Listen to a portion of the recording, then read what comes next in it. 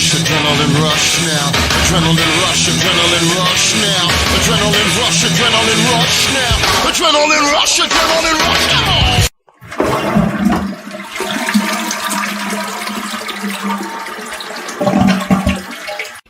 Let's just do this one for Granny. Here we go. Bam! Electric shock. I could have blown myself to high heaven. How bad was it? Hair stood up on my head. Maybe that's the way to get gum out. That electrocution. Stick your finger in a wall socket. Listen to this. Granny. We'll have a barrel of fun. What's next? Why is Brian such a little bitch? Oh, Granny, I can't believe you read that one. Yeah, and it says, is it my fault or your mom's? And I guess it's probably mine. Funny.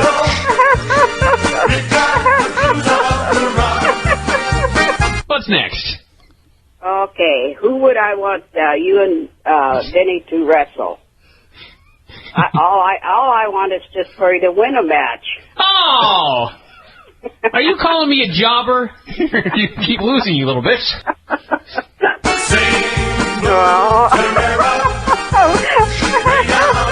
Granny's dying here. You guys ever watch Deal or No Deal? I've seen it a time or two. Heard of it, but I don't watch it. President Bush is going to be on it, and he's going to try to win the $1 million so he can start paying back us the debt that he put us in. You've got to be kidding me. That's what they're saying? No, I'm just trolling you. Now it's time to roll the barrel for the gang's on here. And I want everybody on the board to... I don't know what that is at the end, but... Demonic possession. All right. By the way, there was a commercial for that Devil movie that comes out Friday. They said it's like, you know, every time they do one of these movies, scariest movie of all time, blah, blah, blah. Anyway, apparently it sucked. Spoiler! Horror movie sucks!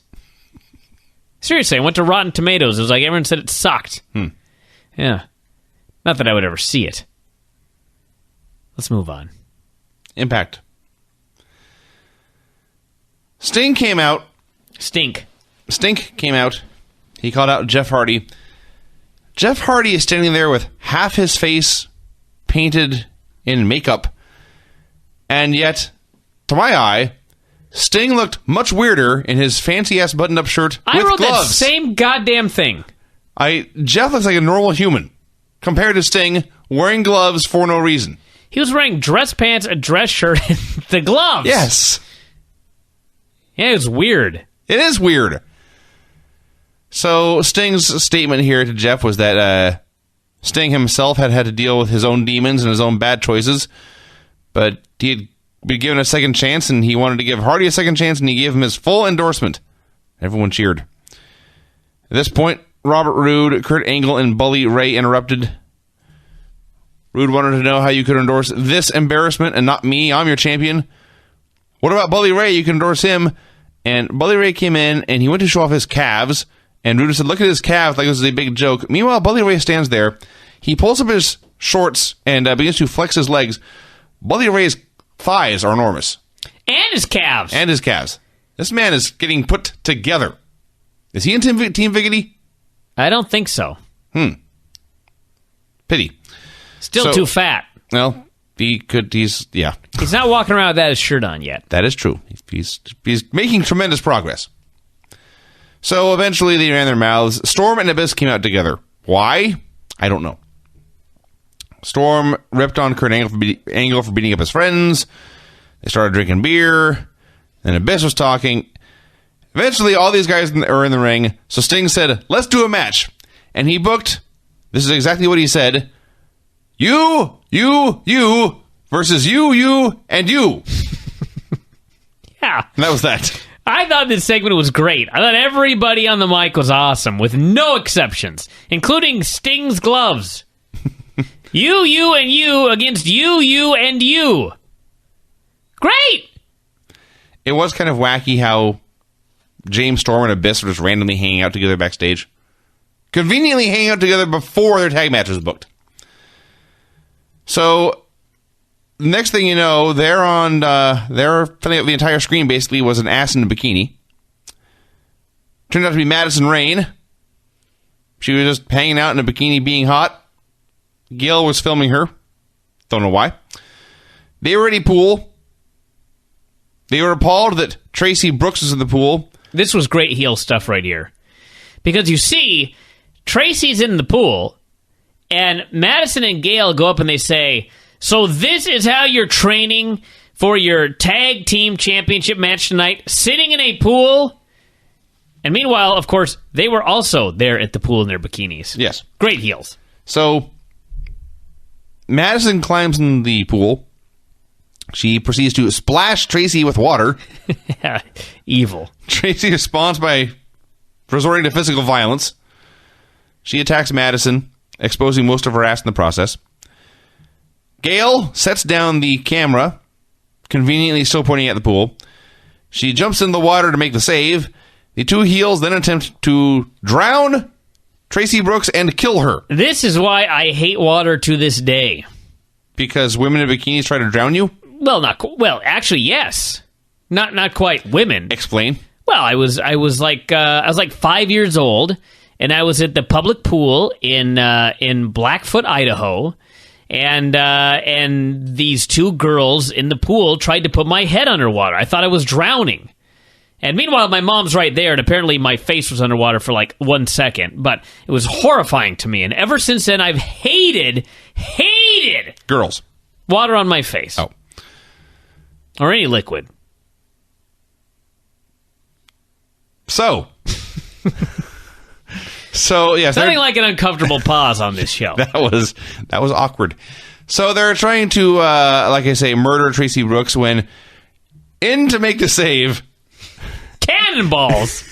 And she came in like a superhero. Mickie James comes running in, also in a bikini. And she comes in and she does this big, giant leap into the pool. And this leap was so dramatic and so heroic that the heels had no choice but to flee for safety. Yeah. The only way this could have been better is if she had, like, swung in on a rope. You know, This is a hell of an entrance. this is one of those things that's just like, if this were real, where in God's name was Mickie? Was she also there hanging out? Because if so, why didn't the heels film her when they walked into the swimming pool? Because we followed Madison's ass all the way over till she got into the pool, and I didn't see nobody else there. No? So apparently there is like a Mickie signal where when trouble involving water occurs, she flies in out of nowhere. I hadn't thought of it that way, but it makes some sense. Yeah. This was an awesome segment. So, yes, the heels bailed. Mickie confirmed that Tracy was not, in fact, drowned. Thank God. Mike Tenay viewed all this attack and said, quote, tension between the two teams. That's what he said. That was his words. Phenomenal understatement here. So, this is a great segment with hot women in skimpy bikinis. And a pool. Yeah. Oh, by the way, this was such a gratuitous way to just get some flesh on TV. It was overcast. I realize it's Orlando, but it's still January. And we're still out by the pool. Yeah. I lolled. So they had the match. Tracy and Mickie versus Gail and Madison. It was a decent little TV tag match. And eventually, Gail pinned Tracy with her Eat Defeat. And that's about it. That is about it. All right. Flair was telling Gunner backstage that he was an Impact player and a man-child. What does that mean? If it came from anyone else, it would make no sense, but it's Ric Flair. He's a man-child? Usually you say that So he's about... got the IQ of an 8-year-old, but in a man's body? What a Usually compliment. when you call someone a man-child, it's because they are very large and scary for their age. Like you had a 16-year-old who was 6'6" and 320, man-child. How it applies to Gunner, I don't know. It's astonishing. He's a former military man, clearly an adult. Maybe he likes cartoons and toys. That's why he's a man-child. The more I think about this, the funnier it is. So Ric Flair tells him He's going to be a star because everyone who wrestles him gets injured. He tells them their plan is that he's going to keep injuring people until everyone's afraid to wrestle him. Then they can forget about working. They can go to the bar and just get paid. You are that famous, he declared. If any of you haven't guessed, Ric Flair's the best man ever. He's pretty great. Man-child. Sting arrived. He explained that every time Gunner wrestled, Ric Flair helped him pound someone's face into the cement. And so really, I could have sworn like a couple of weeks ago they did that whole gimmick where Gunner vowed to go out by himself and then proceeded to do so. Yes, you are correct. And he pounded someone's face into the cement on his own. Because he's a man-child. So Sting... Speaking of, if they made a Gunner man-child shirt, I would buy one. I wouldn't wear it, but I would buy it to support the gimmick. Gunner Man-Child sounds like the bass player of the worst band ever. That's his last name. Maybe it is. I had not thought of that. That he's a man-child of the fighting man-childs. Gunner Man-Child. All right. He better trademark this quick. So Sting arrived. He explained that he was going to keep Ric Flair backstage so that Flair would watch the match with him. And I'm very, very, very sad we did not actually get to watch Ric Flair and Sting watching Gunner and Rob Van Dam wrestle. God, that would have been awesome. That would have been pretty Just fucking great. So Sting says this, and he leaves. And Ric Flair is furious, and all he can do is mutter Sting's name. Thing. And Sting says, yes. And Flair says, nothing. And Sting leaves, and Flair turns to Gunner and just says, kill him! Kill him! This segment was like a $10,000 segment. This was just perfect. That's how much you're going to make Sunday, by the way. Actually, I was going to make a joke, but then I realized they ain't even going to make $10,000. No. So, this was awesome, though. Nor 10,000 buys. All right, I got a question. Seriously. I don't want to argue this. I just want to know. Does anyone listening to me right now think that Eric Young is funny? I find it impossible. I just want to know. I won't argue you. I will not belittle you. I will not debate you. I will not shame you. I just want to know. Are there people out there who think Eric Young is funny? The answer to the question, Vinny, is there are people out there who pay so little attention to Impact, and it plays in the background, and they don't have to take notes, and they can play on their computer and on their Facebook, and they can tolerate Eric Young, and they get a chuckle here and there. I see. These people exist. All right. That satisfies my curiosity. I'm not one of them! No, nor I. That's all I got to say about all the Eric Young bullshit. You know what Eric Young is? Eric Young is a perfect example of whoever writes Eric Young's stuff is absolutely, completely clueless. Because long before Eric Young was this Eric Young, long before he was even in Team Canada, I saw Eric Young work on a show up here in Washington in front of about 38 people. It was a show many of whom were on the show. Yes. Somehow, I think because we were press, they gave us the special upstairs balcony seating that only people who paid like $100 got to sit in. Yeah. And guess how many other people were there with Vinny and I? 0. No one else paid. That's not entirely true. Oh, well, yeah, no one else paid. Yes. I believe Craig was with us. He may have been. And at the table watching the show was, as I mentioned, people who were on the show, Elix Skipper was sitting there. Well, yeah, the point of this is... The other point, by the way, for these $100 seats, we got put behind a pillar. During this Eric Young match, in which, as noted, there was no one in the balcony except me, Vinny, and Craig, all of the wrestlers in the locker room, and there were some names, including Elix Skipper, and who else was there? The Naturals. Jerry Lawler and Dusty Rhodes. Jerry Lawler, they didn't come out. But well, no, they did not. Everybody else in the locker room. Oh my God, that Naturals match. Everybody else in the locker room came out into the balcony, and they sat there and they watched every moment of Eric Young's match. Because Eric Young was just a heel wrestler who was awesome.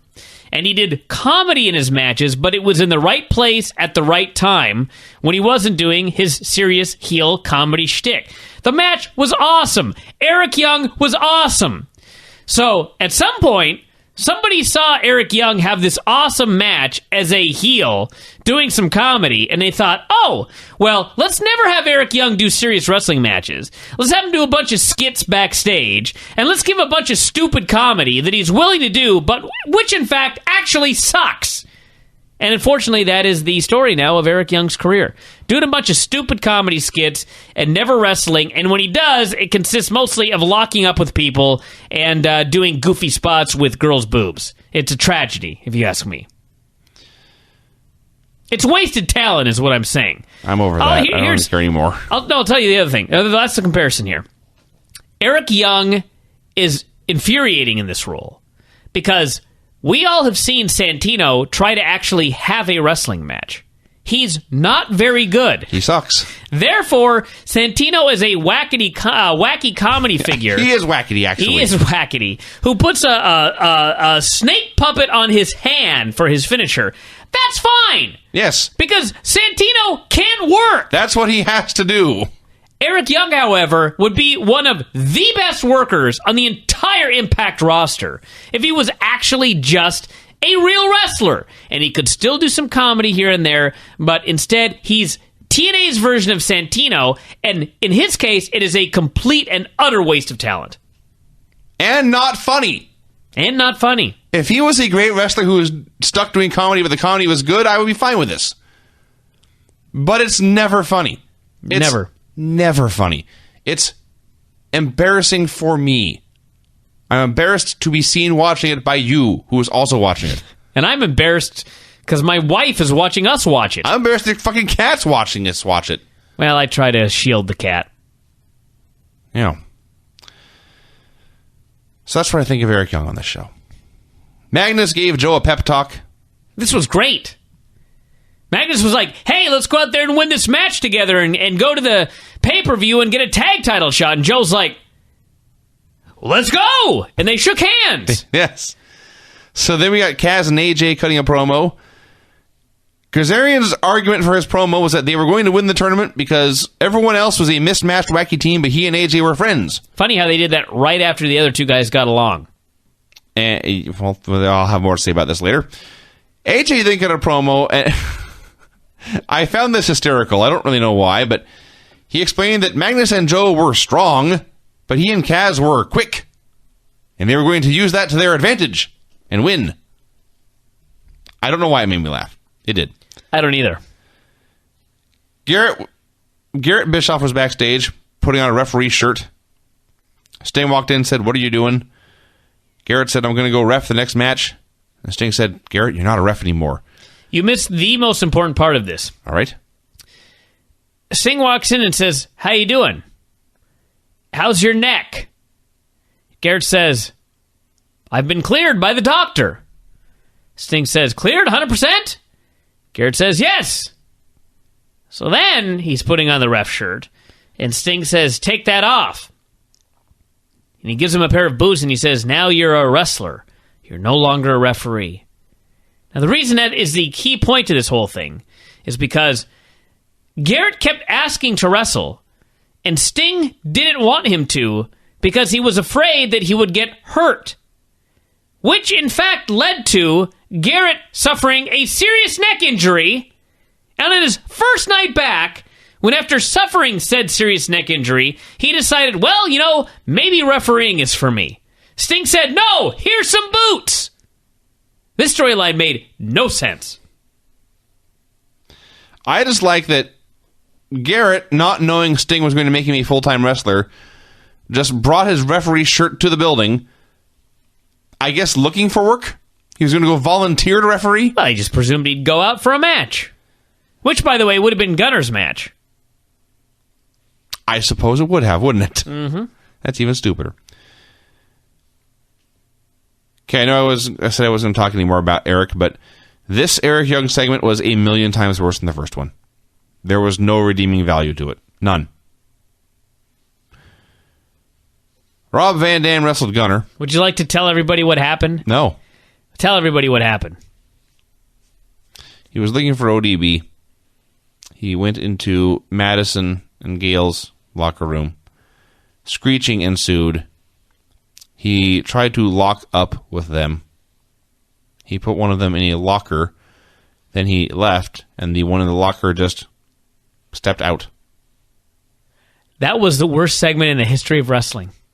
It was goddamn terrible. I think that was the worst segment I've ever seen as a wrestling This is fan. where I was looking at the screen. I turned to look at you. I kept looking around. Like, this is what my life has come to.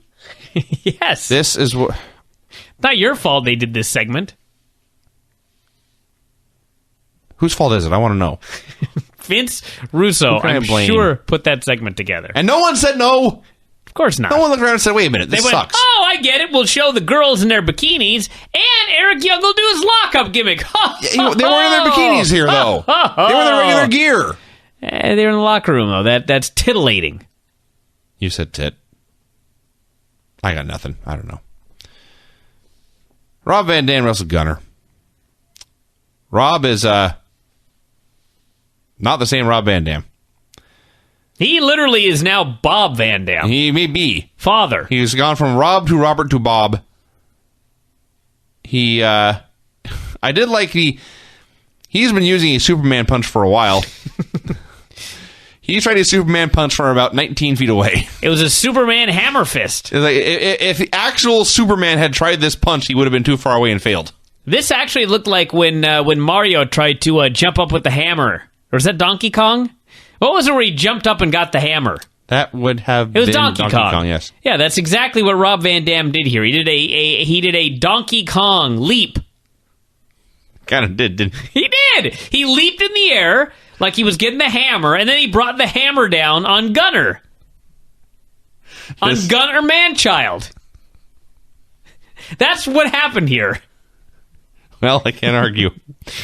So then they did the spot where Rob is standing on the apron, and Gunner grabs his feet and yanks him off, and you know, it's the apron. You fall down, you jump down 3 feet, you land on your feet, and you pretend your face is the apron.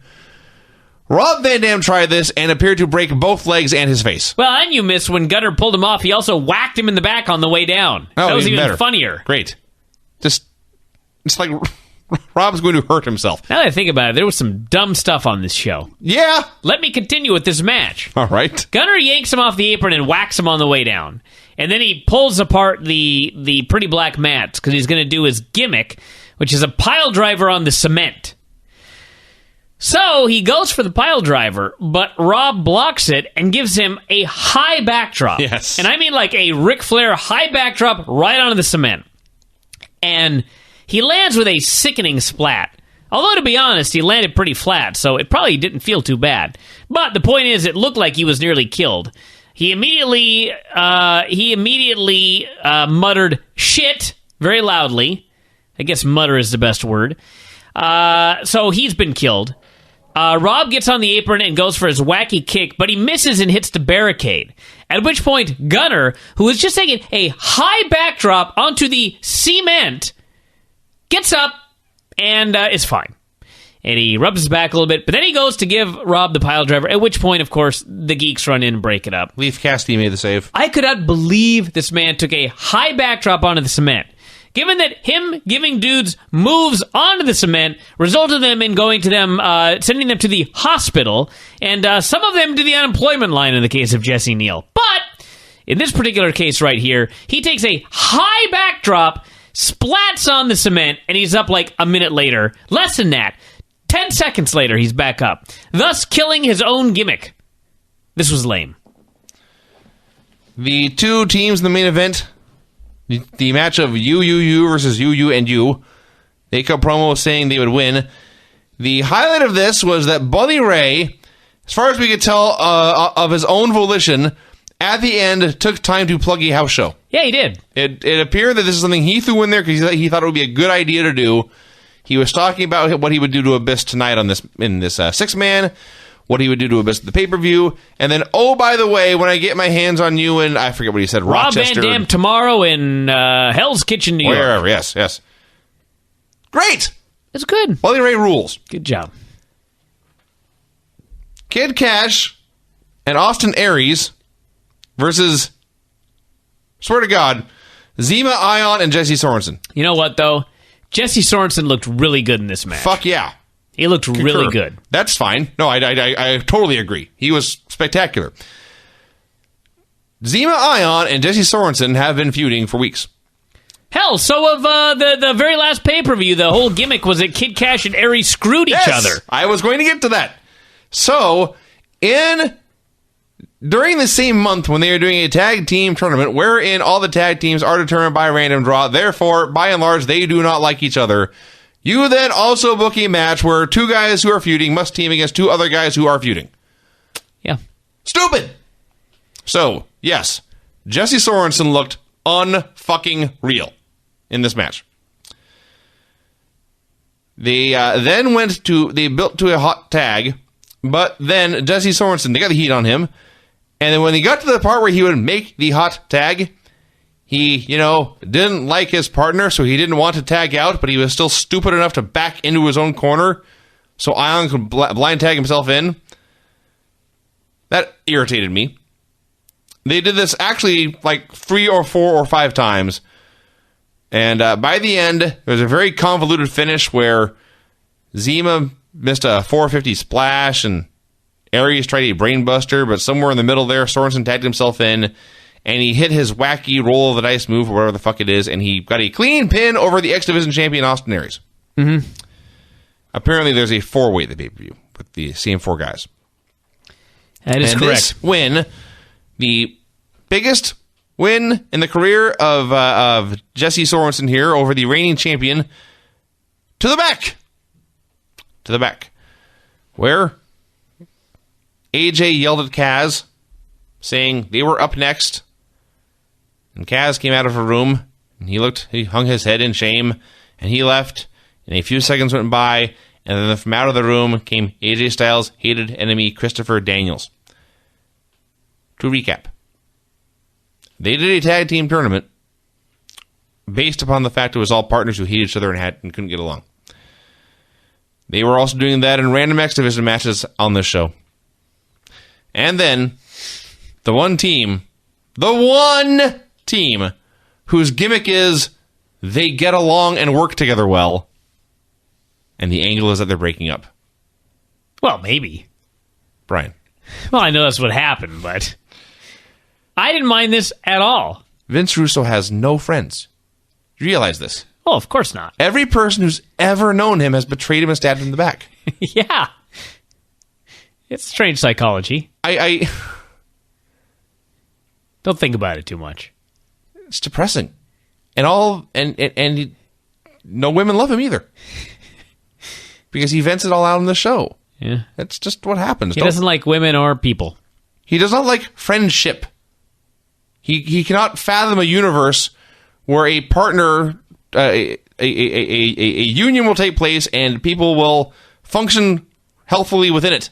They must break up. They must have drama. There must be strife. It's astounding.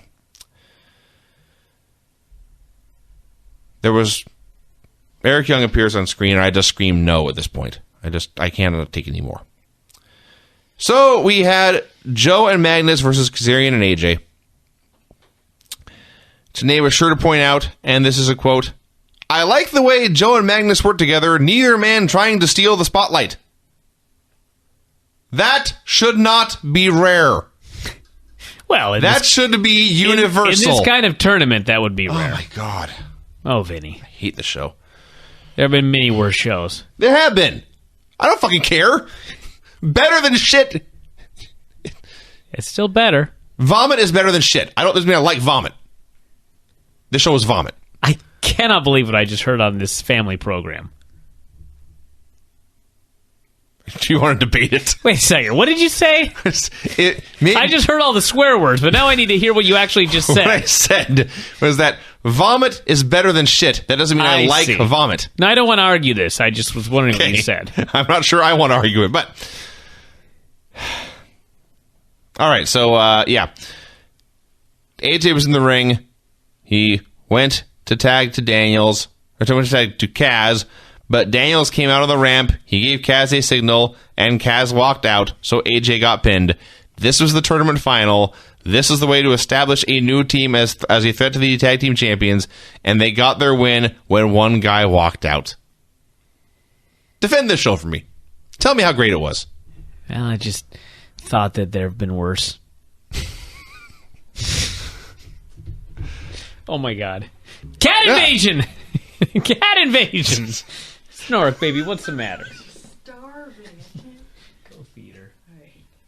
I'll just feed the cat. Cat's going nuts here. Don't. I don't want you to feed her. Why don't you feed the cat? Well, I usually wait till the show's over so I can put the cat to bed. The cat's being very, oh, this poor cat. It's been very needy lately. Yeah. But I have to balance neediness with hunger. Why? Why do you have to starve the cat? I'm not starving the cat. Is the cat hungry? The cat is always hungry. It's because you don't feed it. I could put a whale in my living room, and the cat would eat itself to death, and then still be hungry somehow. You know, I butterfly swept my cat today. Did I tell you this? No. This is a fact. I was thinking about the move today, but I didn't have anyone to practice it on this afternoon, and it was in my mind. You know, I just had to try it on something. You notice I say something. And since my wife was unavailable, I decided, all right, I'm going to just try and give this a shot on the cat. Cat didn't like the whole having to stand on its hind legs while I got the underhook, but it was a trooper, and then I swept it. Well, congratulations. The point is, it didn't like the setup, but it took a nice ride. It worked. What? I know sometimes the cat didn't like the process of setting up the move, but when I actually swept the cat, it seemed to enjoy this little flip. Whatever. I don't even know anymore. So the tag team champions, Crimson and Matt Morgan, they were cutting a promo about how they're going to win. Joey Magnus interrupted. They had a shoving match. I was laughing at the text that Whit just sent me. She used the term panicking. Snork panicking with hunger.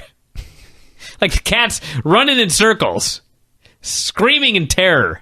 It's so hungry. Actually, I've seen your cat. You may be right. That's not unreasonable. Panicking. What the hell else is it? Oh, the main event. So there's a 6-man. It was going along just fine, and then it was a DQ because all 6 men were brawling. That's fine. It was fine. And then everyone hit a big move, and it ended with all 3 heels dominating all 3 baby faces. Rude had Hardy in a crossface. Bully Ray was choking Abyss with a chain, and Angle had Storm in the ankle lock and showing off the air. That's efficient. Yeah. So you have, all 3 baby faces looking for revenge. Great. Yeah. I thought this was at worst, a thumbs in the middle show. Not sure I'd go thumbs up. I do. The last 3... I'm sure I won't. Listen. It was the best show in weeks. Yeah. That's all I ask for nowadays. All I ask is that every show be the best show in weeks. Obviously, that's impossible, but it's a good New Year's resolution to have.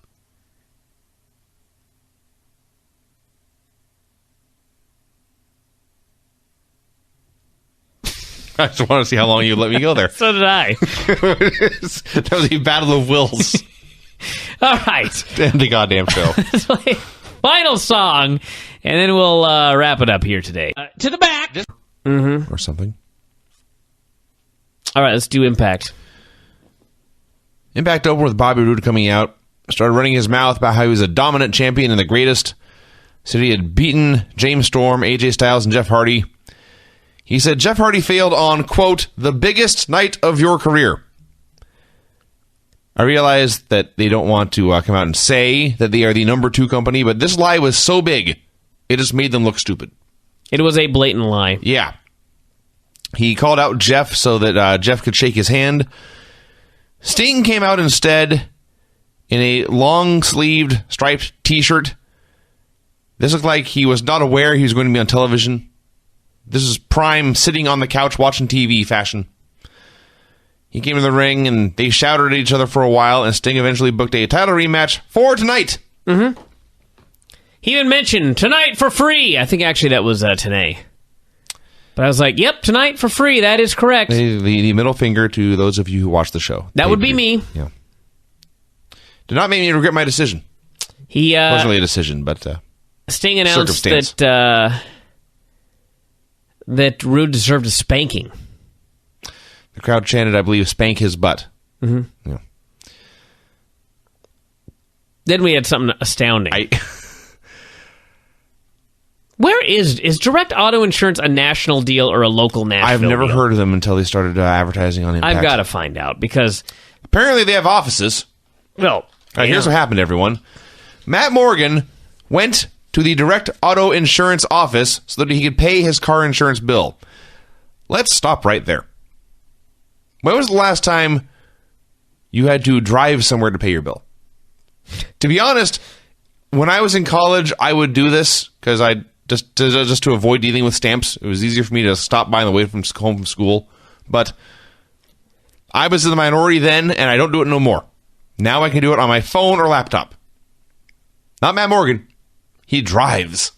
Now, as he is driven to the Direct Auto Insurance office to pay his bill, as he's walking in the door, who is walking out but of all the people in Orlando, Crimson, his World Championship Tag Team partner. Yeah. Crimson thanked Morgan for the tip.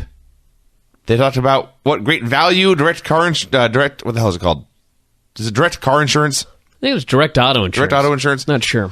And Morgan talked about all the money they had saved him and his wife. Which, by the way, tells you how effective these commercials are. He said... Direct Auto, is it Direct Car? Direct Auto sounds right. So they agreed. They had a match later against Rob Terry and Robbie E. They were not concerned. And they went their separate ways.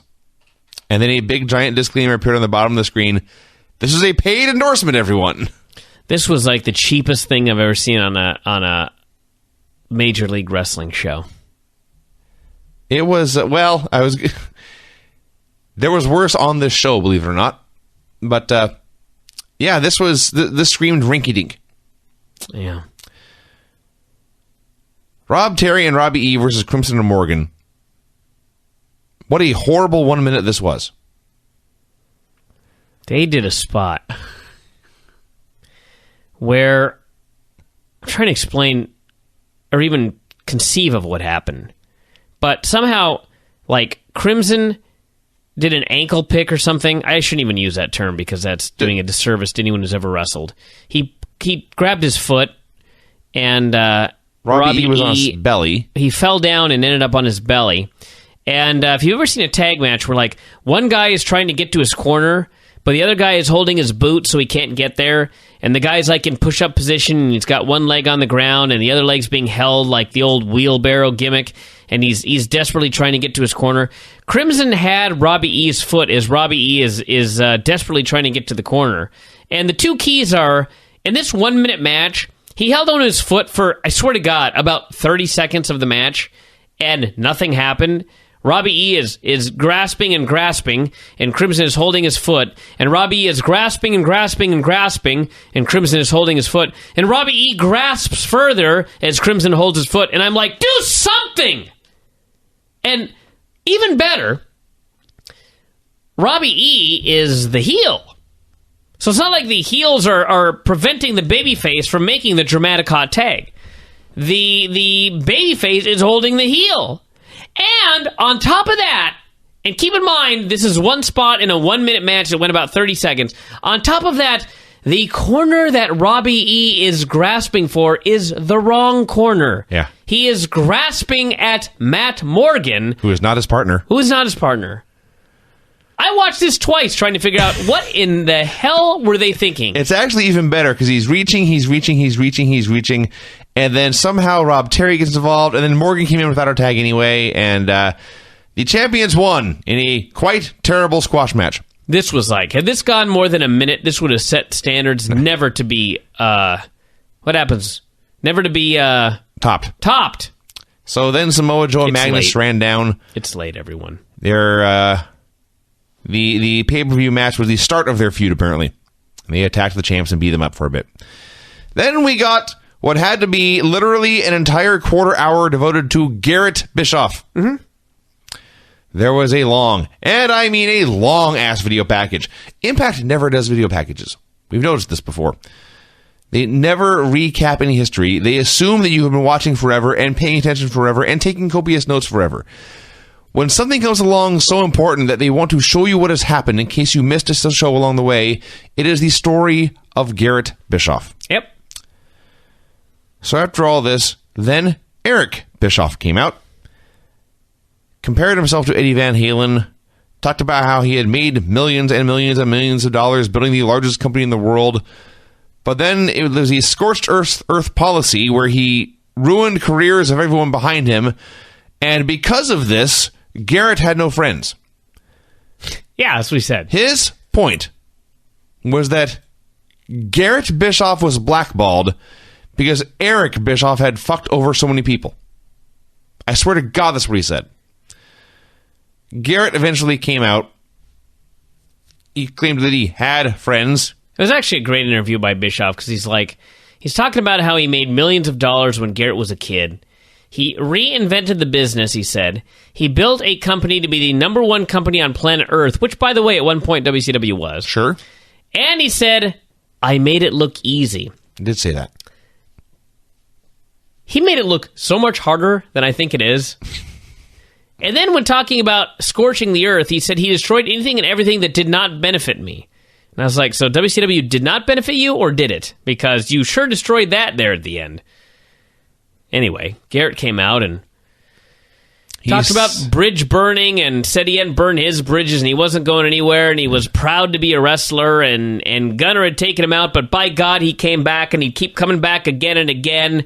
And then he kind of shoved Bischoff into the corner and Bischoff was left boiling.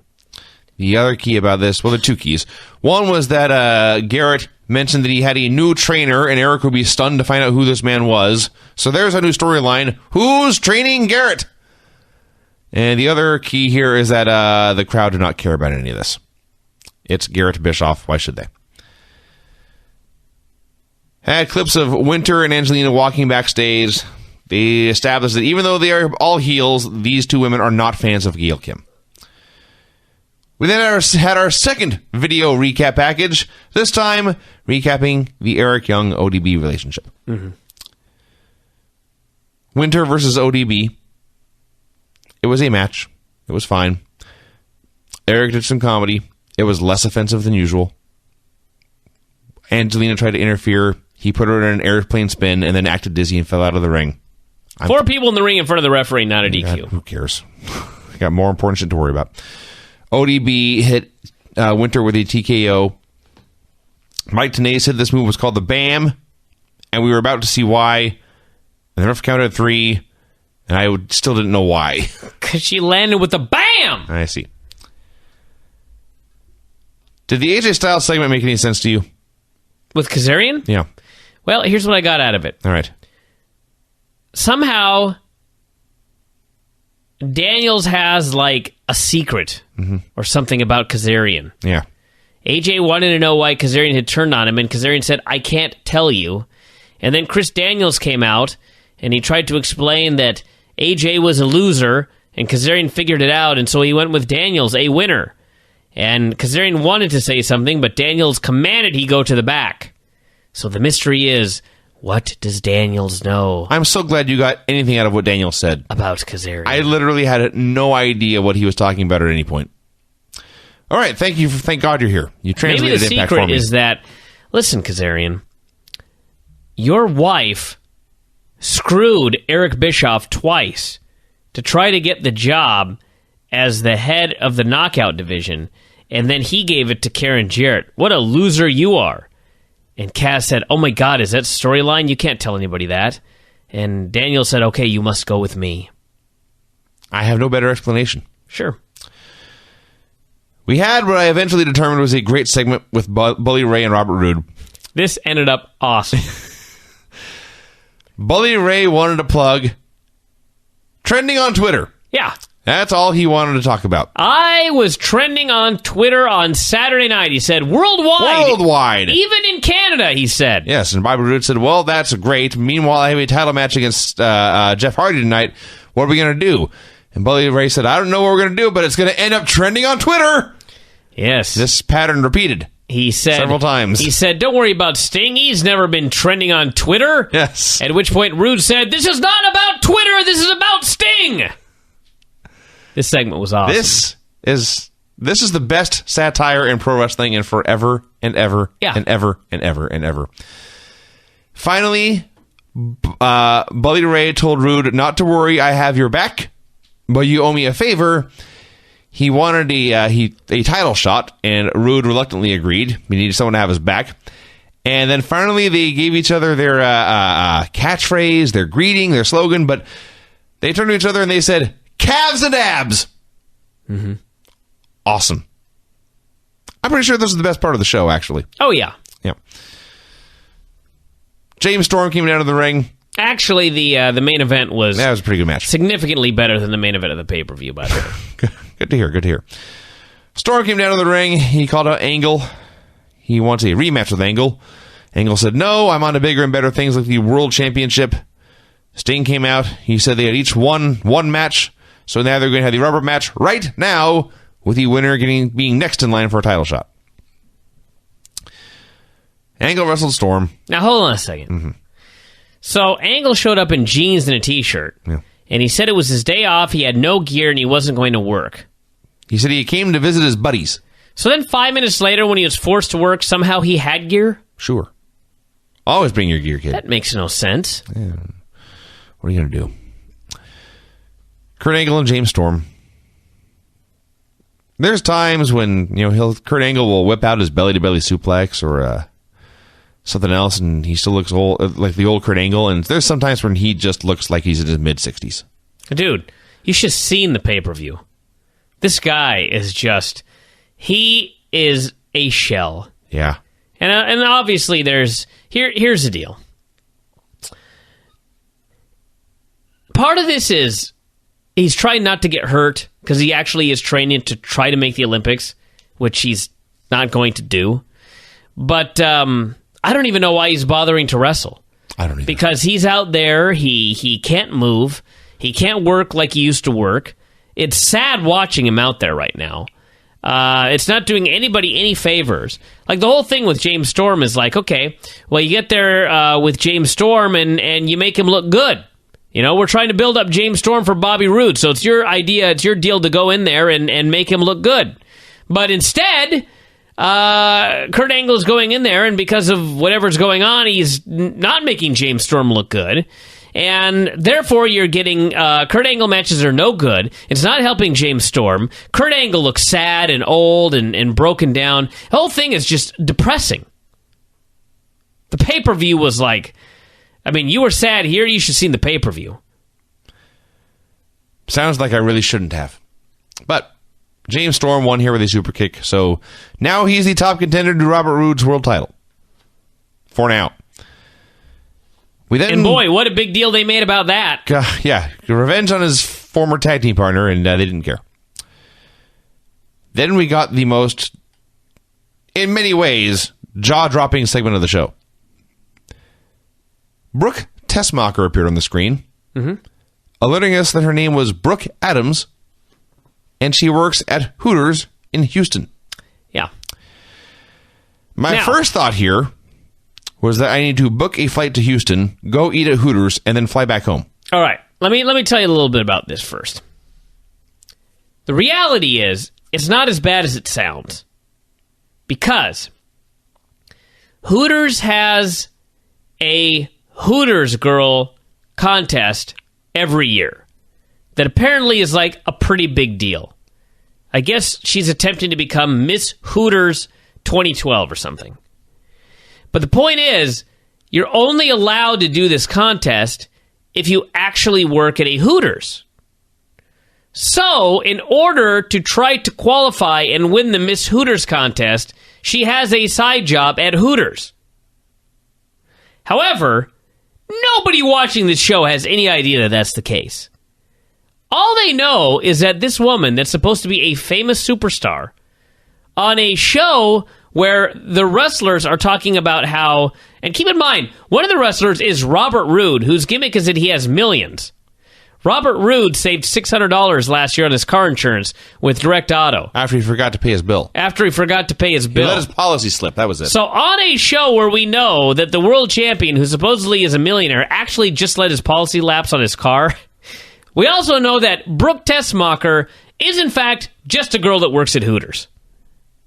This was an astonishing little segment here. Yeah. Sting met with Madison Rayne. She wants to be VP of the Knockouts. She explained that any job Sting needed doing, she could do. I get it. Yeah. Sting rejected her, and he booked her in a cage match against Mickie James next week. And we had the main event, Jeff Hardy versus Robert Roode. I got a question for everybody. Actually, it's a question for anybody that actually goes to the Impact Zone regularly. I realize that, like in a lot of interview segments and in some of the matches, there's a lot of crowd sweetening, sometimes like a ridiculous amount. However, why is it that the crowd is so much more into television than pay-per-view when they take place in the same building in front of presumably the exact same fans? Pay-per-views have the most pathetic crowds. The crowds are so dead. Not this show, but the show before was absolutely killed by the crowd. And here I am watching this show, and yeah, maybe some of it is crowd sweetening, but they're doing near falls in this match, and like you can look in the crowd and see people jumping up and down and cheering and going nuts. Why did they do that here and not at the pay-per-view? I, honest to God, don't understand. You know, it's one of those things whenever people say you got to get out of the Impact Zone, you got to get out of the Impact Zone. It's like, listen, there have been companies that have run the same building for decades, okay? And I watched this show here, and these fans were just fine for this main event. Why aren't they fine for pay-per-view? It's more than just crowd sweetening, although that helps. I don't understand. It's like sometimes it happens on Raw too. Like a live Raw will have a rematch of a pay-per-view main event, and there's so much more heat for the TV match. I don't know what it is, but that was certainly the case here. This was so much better than their pay-per-view match, till the awful finish. So the early highlight here was Jeff tried what I guess you would say was whisper in the wind into the guardrail, but Roode dodged, and so Jeff's ass hit the guardrail, and he fell upside down over onto his head on the floor. On first viewing, this looked like the stupidest thing this man had ever done. They showed multiple replays. It was not that stupid. It was stupid. Don't get me wrong. But when I first saw this, I thought he had broken everything in his body, whereas in fact he probably just broke his tailbone. So that's a plus. So it turned into a heck of a match. The crowd was into all the near falls. This was the best thing on the show. And finally, Jeff missed a senton. Roode made a cover and Jeff kicked out. And then Jeff fired back and he hit, in quick succession, a stunner, a twist of fate, and another senton. He went to make the cover. The crowd was totally into it, thinking he was going to regain his belt. And the ref counted 1, the ref counted 2, and then Bully Ray pulled the ref out of the ring.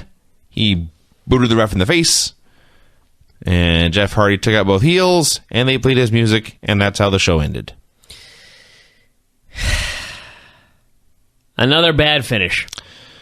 What a title reign Bobby Roode has had. It's not even. Here's the thing that's most infuriating about it. How many segments on this show was Sting on? 4 or 5. 2 months ago on pay-per-view, they did the match, the Iron Man match that went to a draw, and everybody chanted for Sting, and there was no Sting. So all of us had paid $44.95. Show just went off the air with no finish. Of course, there's Sting on TV the next Thursday to sign a 5 more minutes match. So then at the pay-per-view Sunday night, they do a screw job finish in the main event, and the fans are all rabidly chanting for Sting after the match. Sting! Sting! Sting! No Sting. But hey, Sting's there on TV to make it right on Thursday on the free show. Never mind the $44.95 that I spent, and I didn't get Sting to come out and rule this match must continue. No, that happened on TV for free.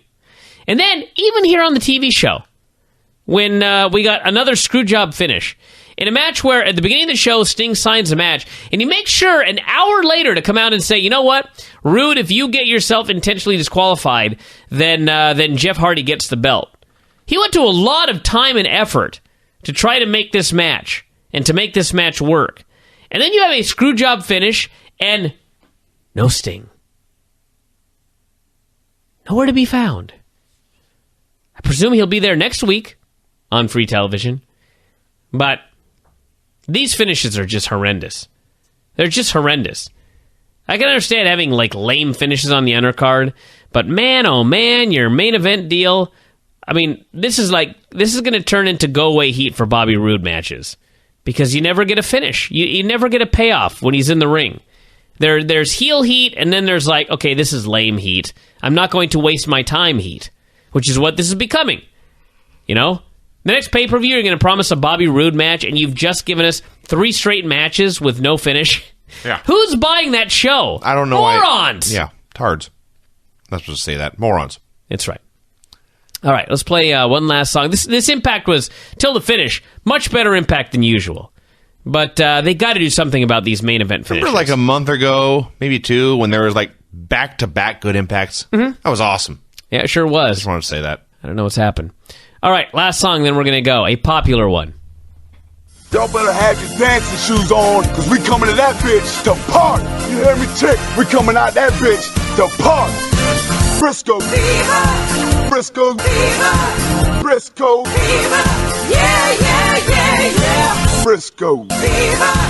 Frisco, Viva! Frisco, Viva! Yeah, yeah, yeah, yeah! He's so calm and collected. He's so cool, like 007. He's just an ass whooping deer hunting. Pussy ass bitches on the floor. Lots of chickens. We want more. Frisco, Viva! Frisco, Viva! Frisco, Viva! Yeah, yeah, yeah, yeah! Frisco, Viva! Frisco, Viva! Frisco, Viva! Yeah, yeah, yeah, yeah! You wanna see him eating Campbell's Chunky? Get down tonight. And you'll see my little white, pale, skinny 18-year-old ass bleeding all over that bitch. Shit. Sander Fort, Delaware. Everybody eat chicken. Laryngotracheitis. King, he gets a standing ovation. You're gonna ruin the whole scene. Wait, what? They're not even gonna play this now. Why? Because I said the F word? Yeah. That shit, we losing 50 grand. You worry about me saying the F word. Yeah, shit. I don't give a damn if they don't play it. You need to settle down. I'm going hunting.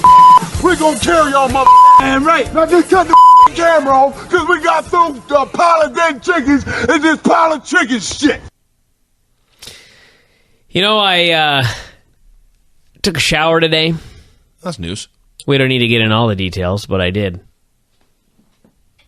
Washed my balls. Anyway, no. Took a shower. I thought you were going to end the show right there. We don't need to get into all the details. End the show. Yeah. No, I'm glad your balls are clean. The point is, I took a shower today, and I got out of the shower, and I'm toweling off. And I'm like, why in God's name is Disco Inferno's music stuck in my head? And for the life of me, it just kept running through my head. And I was like, I have not been watching any old WCW. Why is Disco Inferno's theme song in my head? And it drove me nuts for like an hour. So you're thinking about Disco Inferno in the showers? I guess. Yeah. I just now figured it out, though. It's from this song. I can think of no finer way to end this program. Kids, it's been real. Talk to you after a while. Adios. To the back. One of these days, folks. All right, let's talk about Impact here. This was not a bad show, I thought. Although as I go through this here, maybe I'll change my mind. Open up with James Storm coming out to talk about the new, how he was the new number one contender for the TNA title, and he was going to take on Bobby Roode at Against All Odds. So apparently the idea of waiting till lockdown is out the window. And Jeff Hardy came out, and he said, I got screwed over at the pay-per-view, and nobody's getting a title shot until I get my final battle, he said. So Roode came out, and he said, listen, you two, Last week, the announcement was that Jeff Hardy or James Storm, or whatever the deal was, he said that Storm was supposed to get the winner of my match with Jeff Hardy. But there was no winner, and therefore James Storm doesn't get a match. Faulty logic, apparently. So Sting came out, and he announced there's going to be a number one contenders match, Storm versus Hardy, and the winner of that match was going to get the match with Bobby Roode. And the only problem with this segment was the giant logical of how many matches have we seen with Bobby Roode where Bobby Roode has cheated for the finish? He has either, we had the low blow finish. We had the deal where Bully Ray pulled the ref out of the ring. So why didn't Sting have some sort of guarantee that Robert Roode or Bully Ray would not get involved? Why did he not sign a no DQ match, or this match must have a winner? I mean, as soon as he signed the match, I knew, okay, well, without even reading the spoilers, you're guaranteed. You know that there's going to be no finish to the match. And, in fact, there was not. So, in the end, Sting kind of looked like an idiot. We had Angelina doing a promo, and she talked about how Eric Young had given her airplane spin last week, and she said, "I want a match with you tonight." And she told him to come alone. "Do not bring your boyfriend, ODB," she said. This is a pretty infuriating segment, not going to lie. Gunner beat AJ Styles. I really like Gunner. Oh, this was a good match. Ric Flair was obviously there with Gunner. They did their match, went about 5 minutes.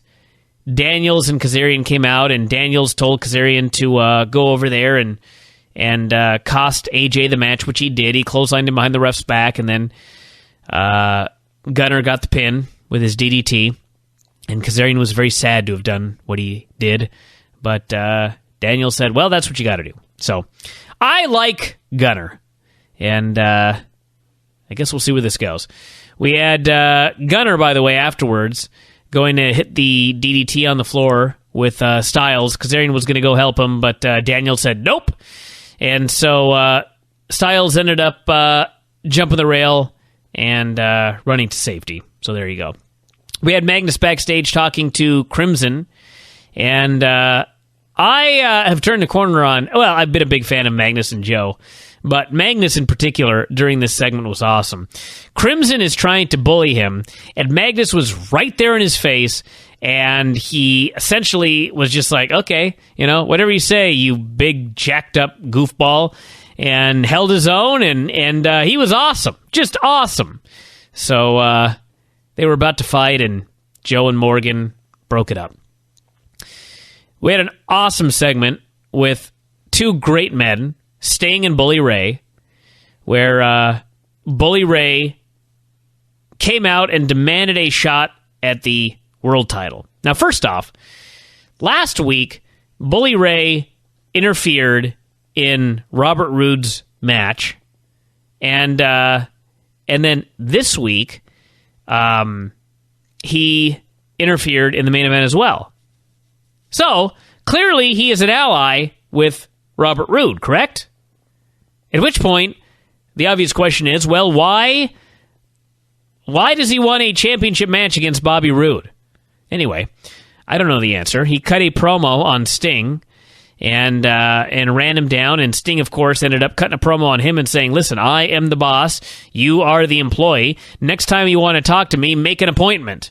And Bully was appalled, and he didn't know why he had to make an appointment with this man.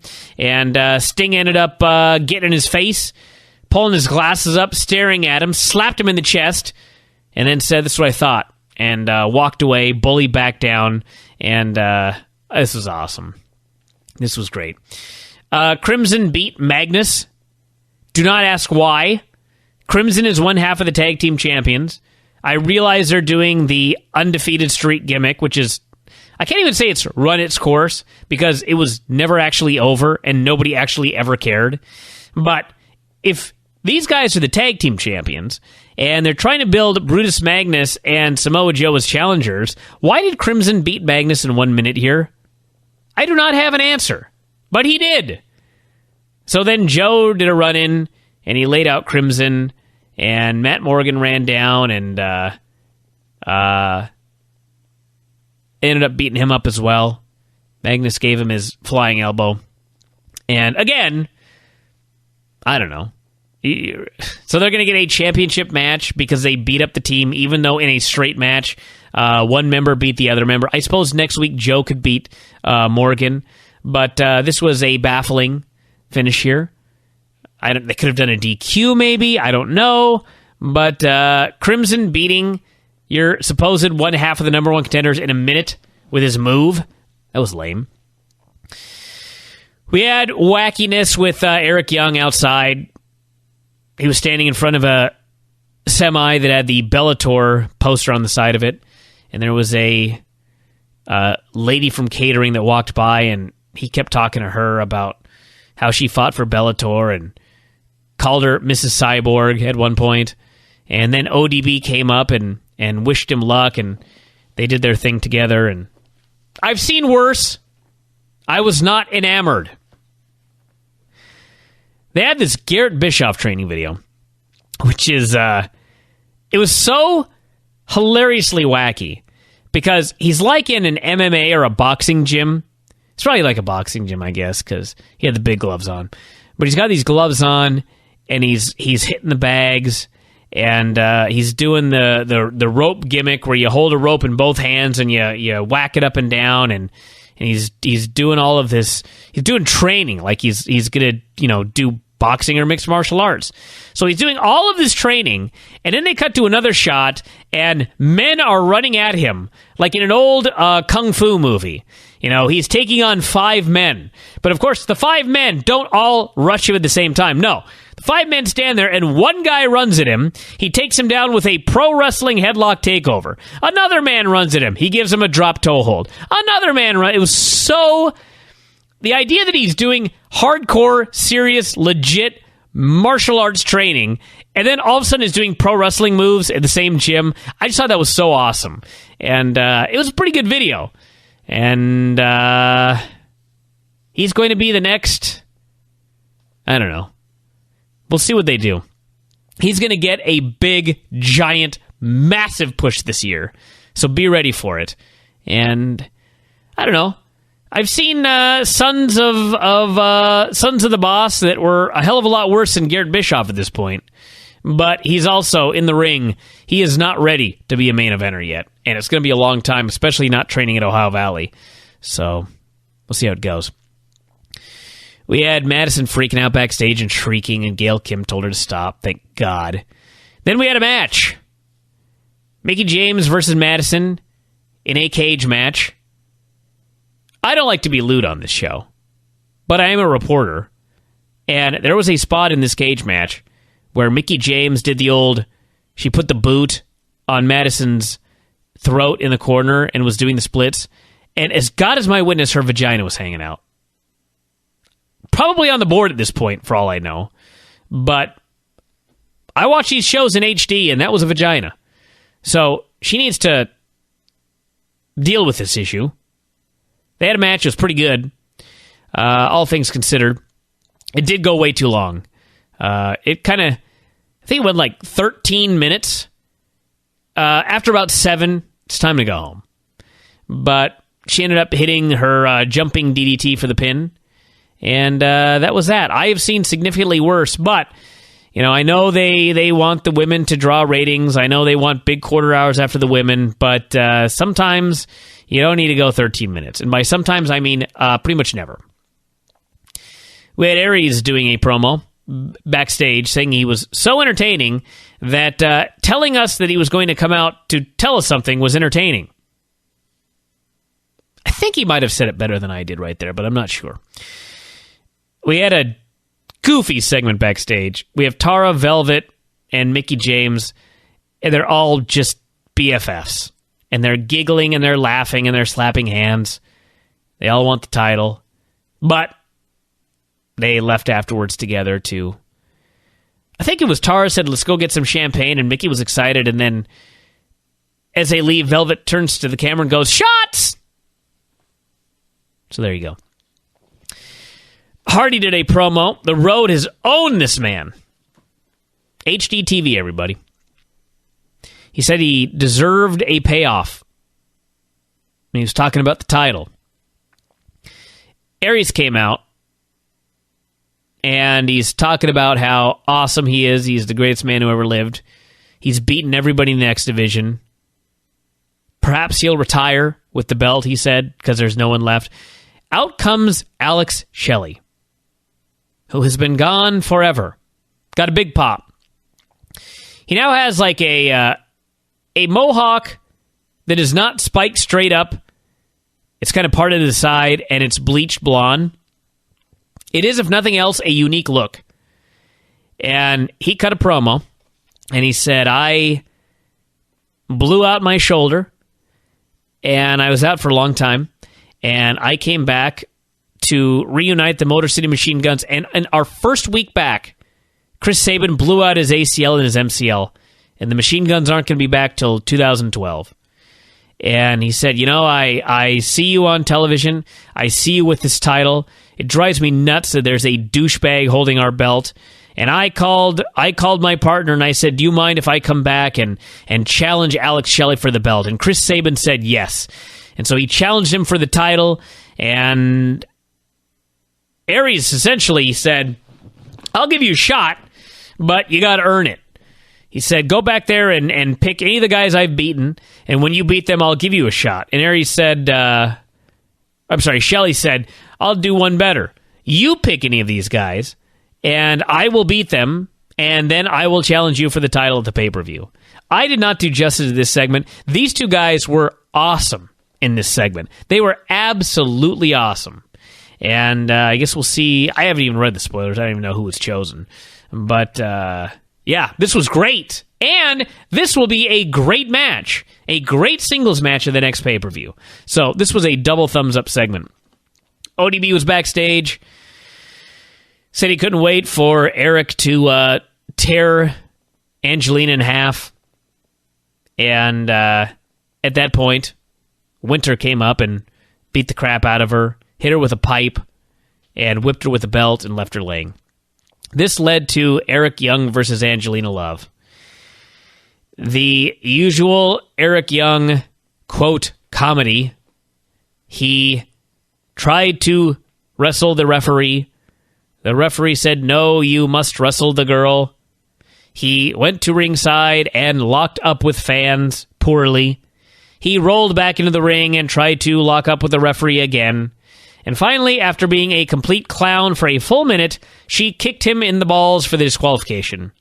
Down he went, and the girls beat him up. He looked like the absolute biggest dork. Trying to say it like Vinny there, but I was unable to. The absolute biggest geek. The absolute biggest doofus.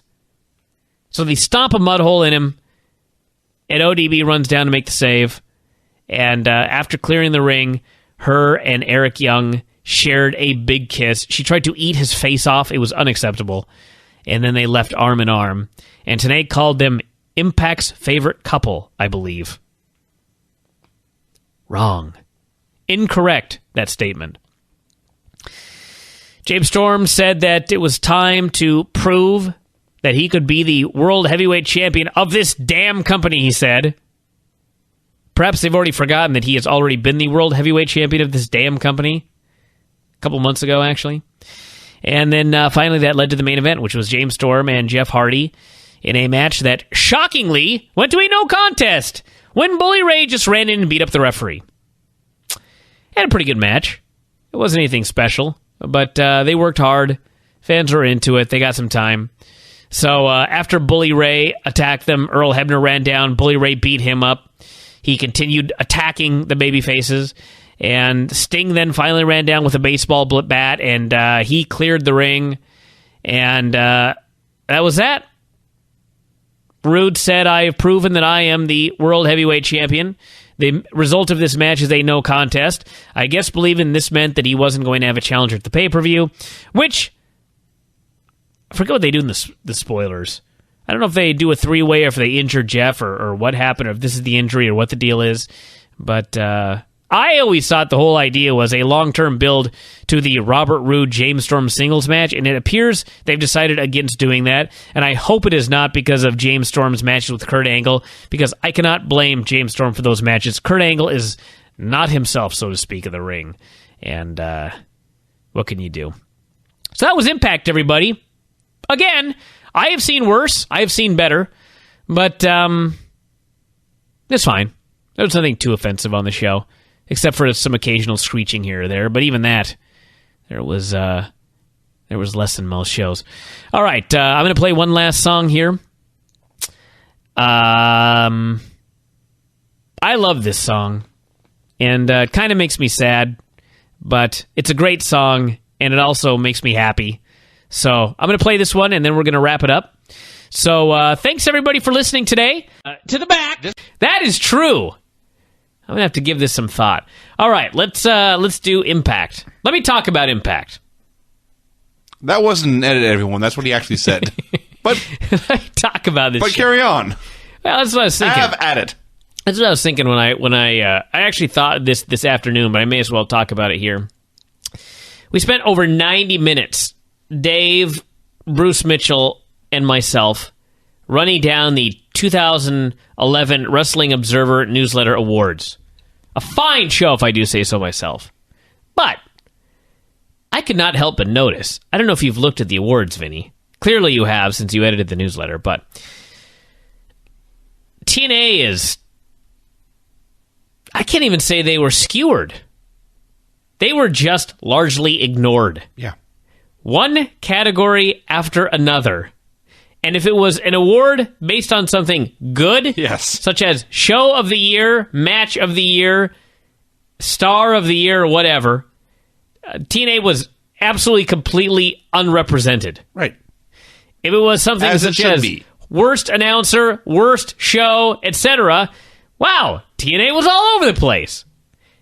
And there has been, I did see one guy on the board who cared. Was it Jeff Jarrett? But quite frankly, it appears nobody else cares at all. It's just a sad state of affairs. Especially when you consider that, like, and granted, the awards period starts in, or ends in the end of November, so really, Impact having improved in October or so, well, that means nothing. Because that's a year of horror that is not going to be made good with 2 good months of television.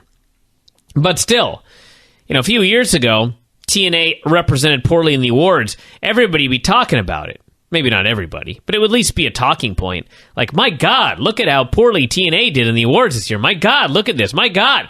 Now this year it's just like, I don't even know if anybody even noticed. Because I don't think anyone expected TNA to take home any positive awards. I can't decide if it's like sad or just, I don't think it's really even sad. No. I don't even know if anyone in TNA cares. They just exist. Everyone makes their money. Some of them try. Many of them don't care. Yeah. I didn't think the show was all that bad. I have seen many episodes of Impact worse than this show. Yeah, it was fine. But again, it's fine by Impact standards. I can't think of a single person on the roster who would be a candidate for any award, frankly. Even a lot of the worsts were taken. No announcer here is as bad as Michael Cole. Yeah, but you know what? When we were doing the show, I think it was Bruce brought up, as far as like most charismatic, somebody brought up, they were like, James Storm is actually very charismatic. And it was like, God, you're right. But I never would have thought of voting for him. What does that tell you? And I watch the show every single week, and when reviewing the show, I praise it. And you know what the difference is? I figured it out as I was speaking right there. It's because, I've said this a million times, people always think that, like, I have high blood pressure, I'm going to have a heart attack because I freak out over Impact sometimes. But you know what? That's not the case. I watch the show, I kind of snicker to myself, or I make a comment here or there. Then I go on the air, and for an hour, I eviscerate the show. And then, like, the moment I say, talk to you again after a while, I don't ever think of that show again until the next week. I don't go to bed thinking about Impact. I have never in my entire life been unable to sleep due to Impact. Lance has. Lance is stayed up nights. Not me. I go to bed and I sleep the sleep of the angels. I don't think of this stuff. I never think of Impact except when I'm doing this show. And that's probably why, when it came time to do the awards, When the option was most charismatic, James Storm never even entered my mind. That's kind of sad. So anyway, you may proceed with the review. In other news, the people putting Impact together are wasting a lot of talent. That's what it comes down to. That's news? That's my point, is that your rant there for the past 5 minutes was like self-evident. Yeah, of It's like course. doing a rant on how the sky is blue sometimes. Sure. So, I got a great one for their 10th anniversary, but I'm saving it. well, thank goodness. I have an analogy to beat all analogies. Can you give us a hint? No. All right. Show opened with clips of beatdowns that I forgot it. missed last week. Go on. You ninny. I was thinking about it in the car, and then I totally forgot it. But I'll remember it again when I'm also tired. Go on. They then cut straight to Jeff Hardy and Bully Ray brawling. Like everything else in Impact, it went too long. We could hear random crowd noises, but no commentary. They fought and fought and fought and fought and fought and fought. No one there thought to interfere or break it up or help one guy or another. A truck arrived, and Bobby Roode hopped out to help Bully Ray. Yeah, he was driving a truck. He drove in, perhaps from home. He saw Bully Ray was having trouble, got in his truck, drove to the building, jumped out to help, and in that time, the fight was still going on. James Storm showed up. There was still no talking in any of this. They just fought and fought and fought. Bully Ray ended up bleeding somehow. Finally, Sting showed up with a baseball bat to break it up. This went like 7 minutes. It was boring. You know what's amazing? I never noticed this until today. I first noticed it on SmackDown about 2 weeks ago. Kane, or no, it wasn't Kane. Who was it? It was somebody on SmackDown. There was a brawl, and they ended up back. I think it was probably Sheamus and Wade Barrett. Who was it that had that big brawl backstage a couple of weeks ago? Could have been them. Or no, you know what? It was Orton and Barrett, because Orton got thrown down the stairs. Yes. Okay, anyway. So I'm watching it, and I'm thinking, man, these guys are stiff. And then all of a sudden, it hit me like a ton of feathers, which in fact weighs as much as a ton of bricks. They edit in sound effects during their you ever notice that? No. When somebody throws a punch, somebody in post-production goes every time they hit each other, just like in a movie. And I all of a sudden I was like, oh my God, I never noticed that before. But every time they brawl, they edit in sound effects. If somebody hits somebody with a pipe, they edit in the sound effect of a pipe. If somebody hits somebody, they edit in the sound of flesh hitting flesh. I noticed it with the bell before. The bell, yeah, it's another one. That's obvious. But it suddenly struck me, and I was like, why not? It's a television show taped on Tuesday, and it makes the brawls more believable, so why not? And that's what really hit me on Impact, when there were no sound effects when these men punch each other. There was just the sound of Bully Ray going, huh, huh. And I was like, this is lame. So, yes, they don't edit out mistakes on the taped show, nor do they edit in sound effects. Nope. And I plan on going back and editing out that sound effect that I made, by the way. That is a wise decision on your part. That way, put in 2 drops that will make you look foolish. We had a match. Velvet Sky versus Tara versus Mickie James. All the women in this match, and in fact all the women on the show, were looking fine. Mm-hmm. I don't know if I just missed a show and that made me forget how hot these women are, or if they just looked hotter than normal, but wow. This is preceded, by the way, there's a Shop TNA commercial that had like Velvet throwing flower petals in slow motion, but more importantly, it had Robbie E. fist pumping in slow motion. This was so great, I wanted to go to Shop TNA and buy something immediately, just to support this man. Well, go for it. Sadly, I have a show to review. So they had a 3-way. They did some stuff, wrestled around for a while. 3 baby faces, so no one cared that much. And then finally, Mickie was down on the mat. Tara picked Velvet up and in the most awkward and dangerous and reckless manner possible, slammed her on top of Mickie and then pinned her for the win. This looked like it sucked. Basically kind of gave her a TKO onto her. Looked like poor Mickie popped her right boob. That's sad. That's no good, I've been told. I went to TNAshop.com. The domain TNAshop.com may be for sale by its owner. Perhaps there's a different TNA shop. Shop TNA. Shop TNA. Goofball. My fault. That's my fault. All right. Do they still have the thing where everything is 1 cent off on sale? You can purchase the latest MP3s. There's an under $5 section. A brown bag special. That took me to nothing. Oh, here we go. You can get the Impact Wrestling Reflections 2012 trading cards, a 20-pack hobby box for, do you have a guess? $500. $99.88. $99.88? That's what it says. Is it 11 cents off? I don't know. There's a Jeff Hardy scarf on sale for $13.49. Because Jeff Hardy's well known for wearing scarves. Are they talking about the ones that come out of his back pocket? This is much fancier than those. Really? He just has like a snot rag back there. The James Storm trucker hat. A TNA Legends Terry Taylor action figure. I am not making that up. TNA Legend. I swear to God, that's Terry on here. Taylor. You know what's even funnier? It's $8. We got I can't take any more of a this. picture of Velvet Sky as a skeleton. What more could... $100! Wait a second. It's marked down to $75. Now I need to go to shop. I swear to God. And there's one of Jeff Hardy as a skeleton. That I can see. Why would you buy a skeletal... She does still have boobs. Don't ask me. That's obviously not in the brown bag special. Actually, that's where I clicked to get down here. I just started scrolling down. Really? Go down a page or two. There are pictures of celebrities. It is Rob Van Dam, Velvet Sky. Who would buy this? That's an excellent question. What page are you on? I clicked brown bag special. Somehow I clicked that and it took me to latest MP3s. Scroll down. And why not? Scroll down. I'm on the MP3s, homie. Oh, there we go. Under 5. Does it say brown bag special?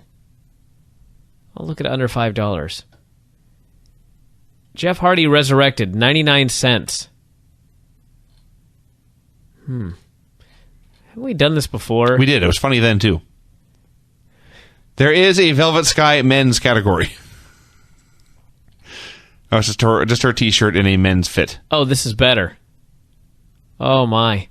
Wholesale information. We have an attractive pricing structure that begins with a small minimum order of 5 items. We could fill this in here and we could buy a bunch of wholesale TNA merchandise. Oh. Okay. All right. Stop the show. I have found the ultimate. The Velvet Sky men's t-shirt page has comments. I shall read a few. I will not read their names, although you can go here and find out if you care. Thank you, TNA, for listening to your fans. I love the shirt. Getting mine either next month or next week. Looks great, by the way. Got it in the mail today. I love the shirt. It feels like Velvet's presence is everywhere when I wear it.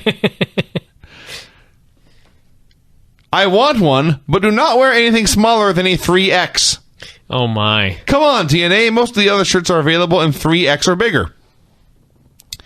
And then there's just a whole thread here. One comment and several replies. Is there any chance of a Velvet shirt in 5XL? Please, please, please. Followed by, thank you. I've complained about this before. Impact, look out in your crowd. Quite a few big people. Your other shirts go to 3X at least. Wake up and market to your audience. A third person. I have complained about it also. They sell about every other useless and discontinued shirt in 5X, but we can't get this one? Come on. And then a fourth individual has chimed in. Give the people what they want. We want 5XL shirts. Astounding. This is so much more fun than Impact. You know, on this thing here for the merchandise, they have one of those deals where you have to type in the letters so they make sure you're a human. Okay. KFCUC. Well, that almost spells something funny. You've got to be kidding me. Christ.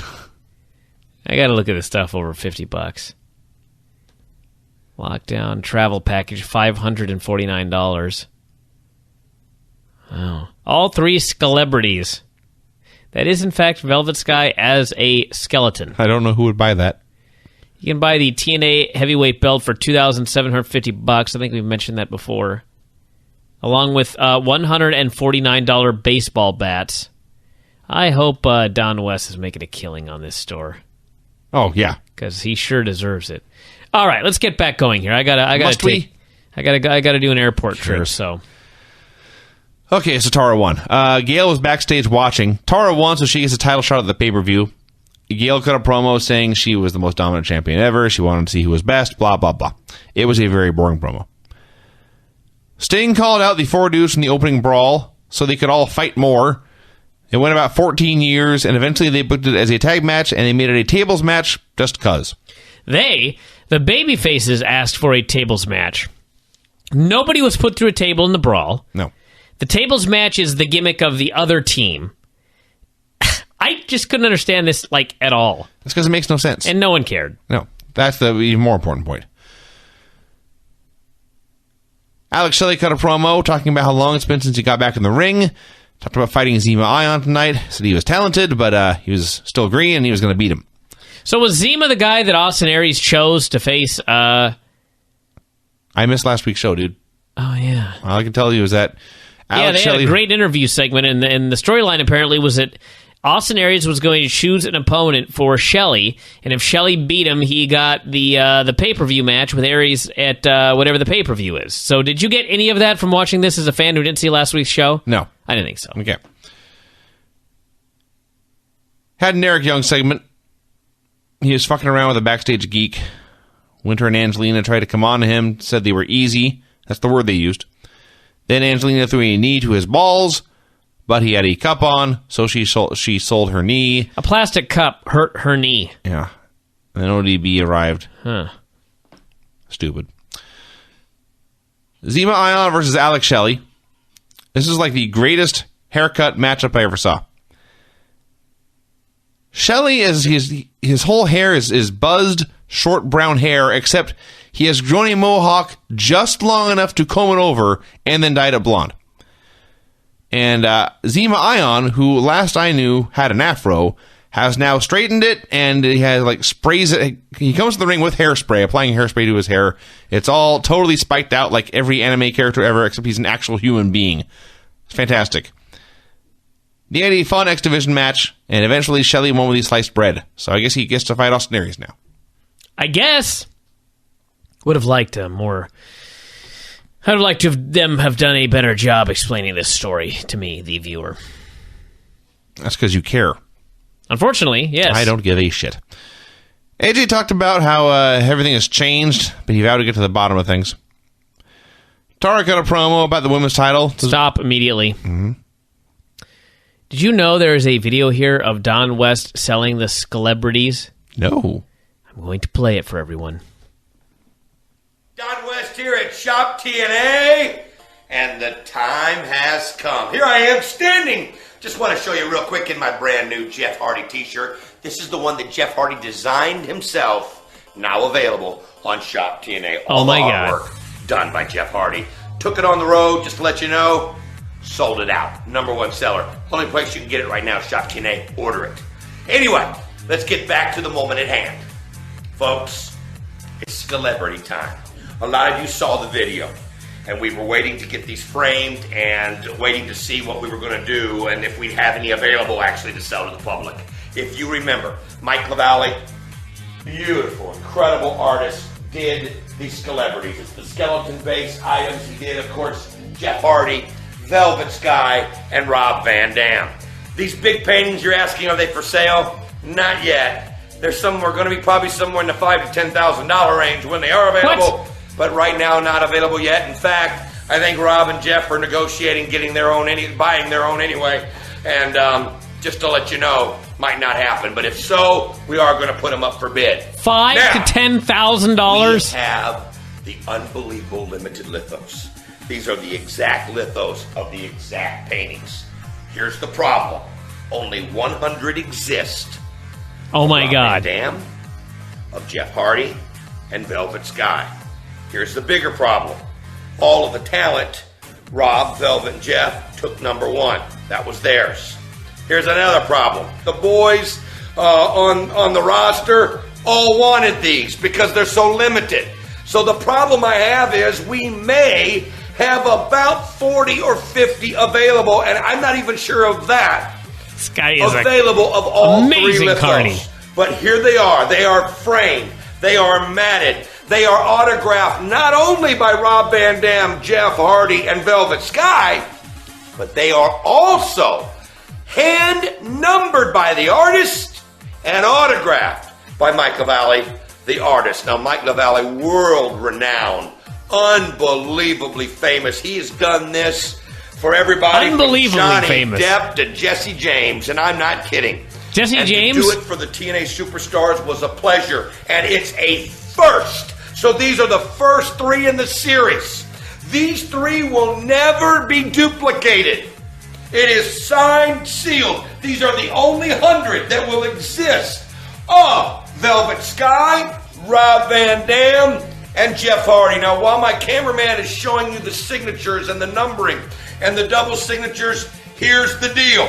You better get online and order immediately because these celebrities will be sold out. They have done celebrities of everybody from Brad Pitt to Michael Jackson. Folks, this celebrity's the first one's done of Jeff Hardy, Rob Van Dam, and of course, the hottest woman in professional wrestling. This fool talks for almost 7 minutes about these celebrities, Vince. Yeah. Are you going to go buy one? No. $300. Yeah. $300. I found the brown bag special. Yes. The gimmick is, first of all, there is for this, it has a picture, then there is a video of Don West showing off everything, and then a description, but apparently Don West wrote the description because it is in all caps. Yeah. That was awesome.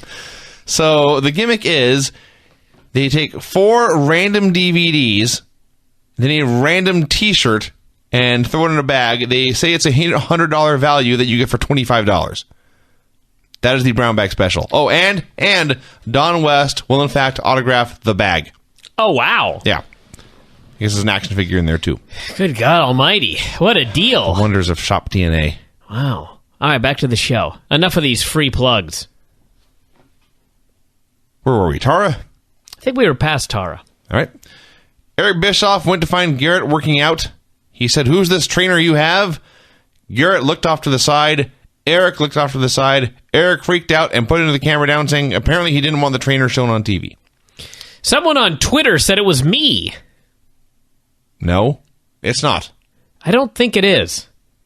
Think he may be in disguise in your jiu-jitsu class? I don't remember. I don't remember training Garrett. So that's what we saw. Eric Bischoff got a funny look in his face, an upset look, and he threw the cameraman out of the room, pointed the camera down on the ground, shouting, "Don't film this, don't film this." They go back to the announce desk, and Mike Tenay says, and I quote, "Damn!" He was very upset. He was so disappointed about not knowing who Garrett's trainer was. So, we then had Angelina Love and Winter versus Eric Young and ODB. I have a tip, but a friendly advice for the folks in charge at TNA Wrestling. If your network won't allow you to show men fighting women, don't book men to fight women. That seemed to be a good tip. That makes sense to me. Eric Young stalled forever, couldn't touch the girls, so he did like cartwheels and he locked up with the ref, and it wasn't funny, but I don't blame him for this one. I don't know what the fuck I would have done in his situation. There was a point where he was locked up with the ref, and Angelina hit him from behind. He responded by dropping his trousers. This seemed like a flagrant threat of sexual assault. Thankfully, that did not happen. ODB came in. They then did a regular tag match, building up to a hot tag they could not do. And finally, they did a double airplane spin spot. So apparently that's the one thing he can do to the women, and they won't get in trouble. And ODB pinned Angelina with a TKO. The point of all this completely escapes me. I wish we had footage of Vince Russo calling Spike and going, bro, can we please just have the dude do an airplane spin? Because, it's very important. I'm sure he thinks if he could just show Eric Young hitting girls, they'd be very successful. Just show Eric punching Angelina in the face. Oh my God, the ratings we do. Whew. Yeah. Had footage of Bubba Ray and James Storm, or Rude, excuse me, Robert Roode and Bubba Ray, teasing dissension. Mm-hmm. And Ray is dropping hints that he may want a title shot sooner or later. We had Samoa Joe versus Matt Morgan. By the way, that reminds me. Right. I thought they were holding off Bobby Roode, James Storm till lockdown, which is in April. But we still have February and March, and they're teasing a three-way at the pay-per-view with Roode, Storm, and Hardy. It seems goofy to put Roode and Storm together already and just make it a three-way. So it appeared that Jeff Hardy was injured at the end of today's show and storyline. So perhaps next week they'll injure James Storm and we'll end up with Roode versus Bully for 2 months. All right. Just my thought. Whatever. It doesn't matter what they do. They'll just keep on doing shows. None of it means a thing. Samoa Joe wrestled Matt Morgan. I have no idea what the point of all of this is. Last week, Crimson faced Magnus and Crimson won. And then this week, Morgan faced Joe and Morgan won. And this is coming off, by the way, a tag title match where they lost that one too, right? Yeah. Yeah. Okay. So Morgan and Crimson won the tag title match, and then they've beaten both men in singles matches. Why in God's name would we ever have another tag team match? This is like just absolutely preposterous booking.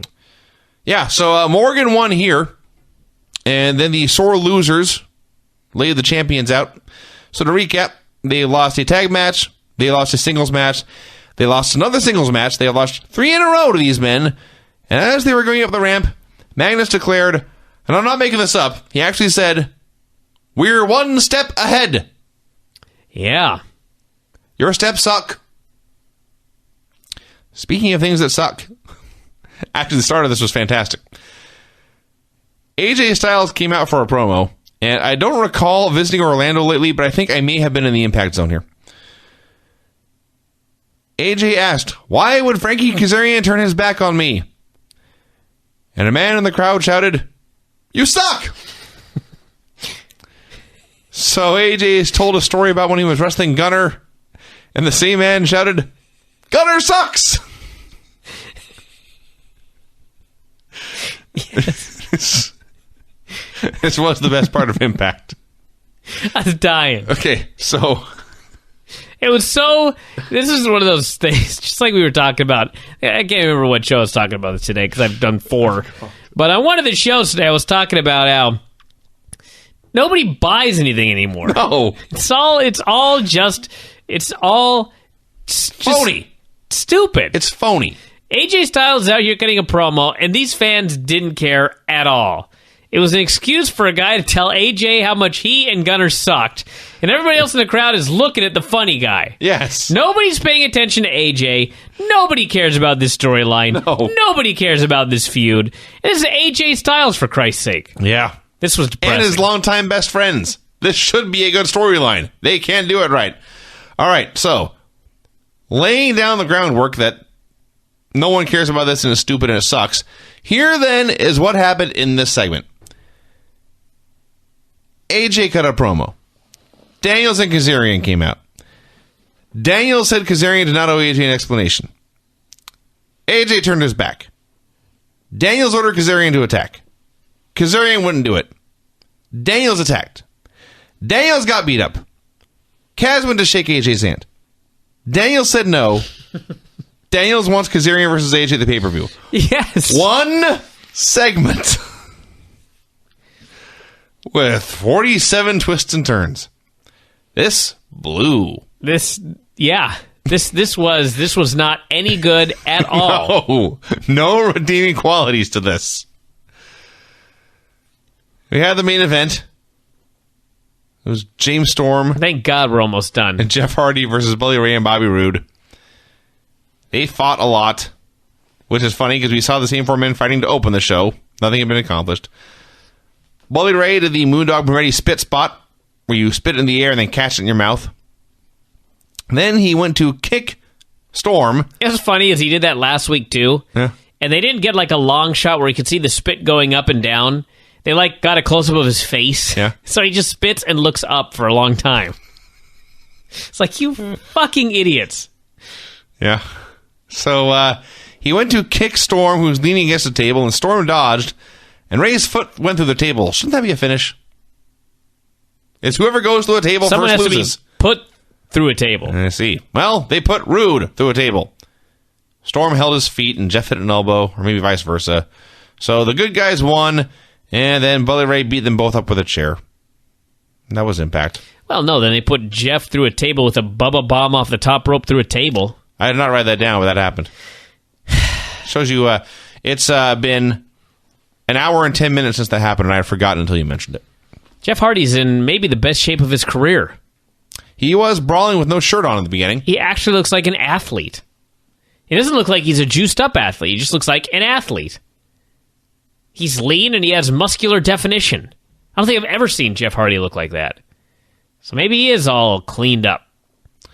Good for him if that's the case. Remember Don West's brown bag special? Mm-hmm. There's comments for this one, too.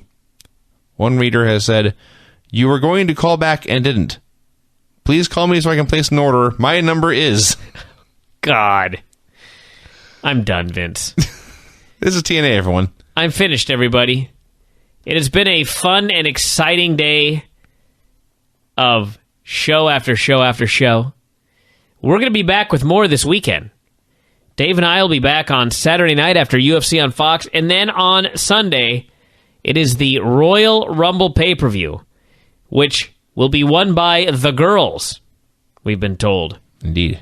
Should be a fun show. Should be a lot of fun shows. Then Raw on Monday. My God, the road to WrestleMania has begun. So we're going to have a lot of stuff to talk about, so tune in for that, y'all, and we'll talk to you again after a while. Goodbye.